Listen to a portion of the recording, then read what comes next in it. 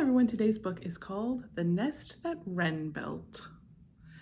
It's by Randy Schoenstein and illustrated by Ann Hunter. So Wren, I'm just going to point out that word.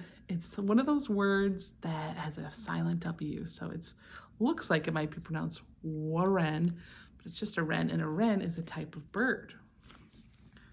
And it's springtime, and right now, early summer, birds are busy with their nests. There's our beautiful front cover, our title page. These are the twigs dried in the sun that Papa collected one by one to cradle the nest that Wren built. So they make their nests out of twigs collected one by one. I hear a rhyme in this book, sun and one. This is the bark, snippets of twine, spidery ropelets and needles of pine that shape the nest that Wren built. There's that rhyme again. We've got twine and pine.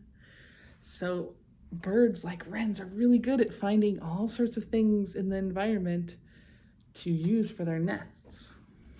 Like maybe a little piece of string or rope that somebody left on the ground. Well, that will make a good piece for their nest. These are the leaves of ruby and gold, fallen from trees sturdy and old, that weave through the nest that Wren built. The rhyme on this page is gold and old.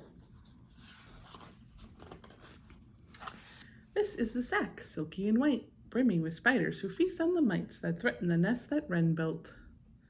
This is the snake skin warding off harm, a scaly and thin reptilian charm, draped on the nest that Wren built. So the wren has a few little helpers. We got spiders to keep the mites away, and snakeskin that sort of fools certain things, certain predators, into thinking a snake might be nearby and keeping the nest safe. This is the moss, softer than suede, stolen from stones cool in the shade to line the nest that Wren built. Soft moss means a soft nest. These are the feathers, petals, and thread placed on the moss to soften the bed that waits in the nest that Wren built. I love that. That probably adds a bit of color, the different petals and feathers. This is the tuft of rabbity fur, plucked from a sharp persnickety burr to warm the nest that Wren built. So these little sticky things, if you've ever gone on a hike in the woods, you might have gotten one stuck on you. I know I have. They're called burrs, and they're so sticky. They can stick to animals. They can stick to pant legs. And it looks like the wren got some fur that was stuck, some rabbit fur that was stuck to one, and it's going to use it to warm its nest. This is the papa perching nearby, chirping a mirthful song to the sky and guarding the nest that Wren built. The words nearby and sky have the same ending. These are the eggs laid on the bed of velvety moss, feathers and thread, saved in the nest that Wren built. So all that work for that nest is starting to have its use. We've got some eggs. These are the hatchlings scratching within, stretching and pecking, all scrawny and thin, that hatch in the nest that Wren built. Oh, there they are, just hatching. They're so small and tiny at first. This is the papa hunting for food, a spider or beetle to nourish the brood that waits in the nest that Wren built. So brood is like another word for group, or in this instance, like family. And food and brood have the same ending sounds. So papa has to go out and get the food to feed everyone who's still in the nest. These are the nestlings, drowsy and fed, snuggly and plump in their feather bed, warm in the nest that Wren built. They're getting bigger, cozy, all fed and plump. Looks like Papa Wren is bringing a beetle or some kind of insect These are the fledglings. Now, notice how they were nestlings. Now they're fledglings. They have come out of the nest a little bit.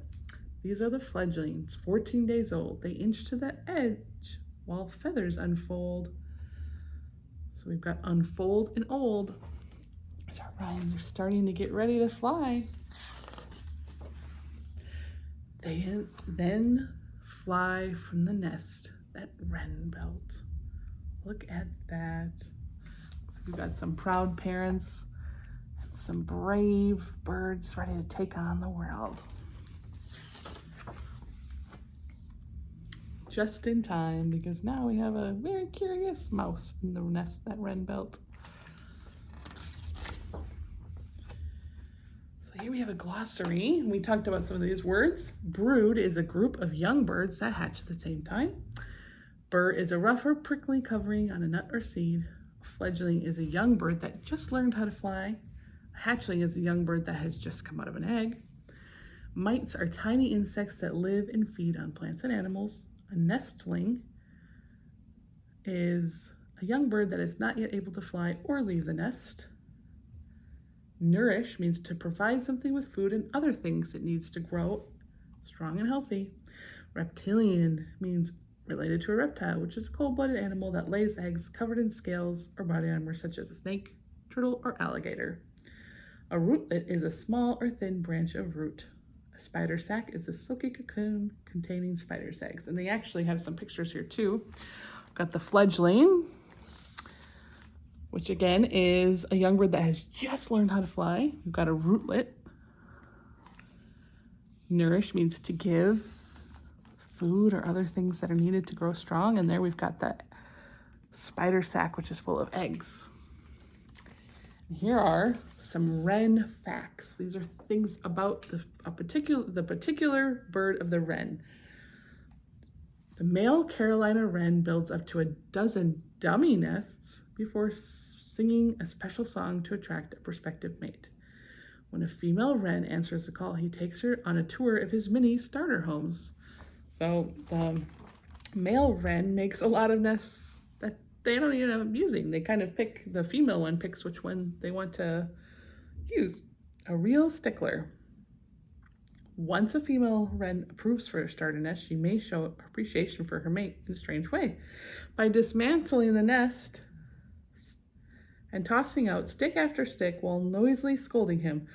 Both the male and the female take a part in building the real nest, but the female is usually in charge of interior design. She constantly adds and rearranges the nesting material to create the perfect place to lay and incubate her eggs and care for her nestlings. So after they pick a nest, they totally destroy it and build a new one. Isn't that interesting? Built-in pest control. It's not unusual for Carolina wrens to add spider sacs to their nesting materials. One theory is that when baby spiders hatch, they eat mites, tiny parasites that infest their nest and can endanger the nestlings. Strange decorating. A snakeskin is often draped over the edge of a wren's nest like a piece of tinsel. But this shiny wall hanging is more than decorations. It's a clever trick to scare away predators, especially flying squirrels who love a good bird egg or two for breakfast. So predators like flying squirrels are scared of snakes. So they say, "Ooh, there's a snake here. Don't come by my eggs." Here, there, and everywhere. Wrens are known for their odd choice of nesting sites. They're so well adapted to living around people that they will nest in just about anywhere.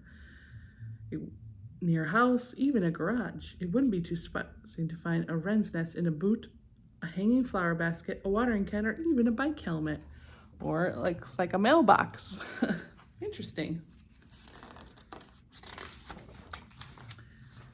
There we've got a little wren.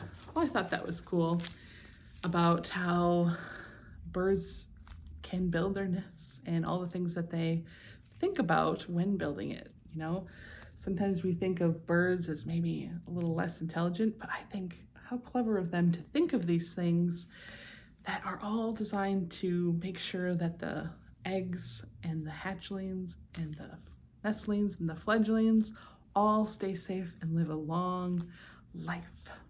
So I thought that was really cool. I hope you did too. Thanks for reading and learning with me. I'll see you soon. Bye.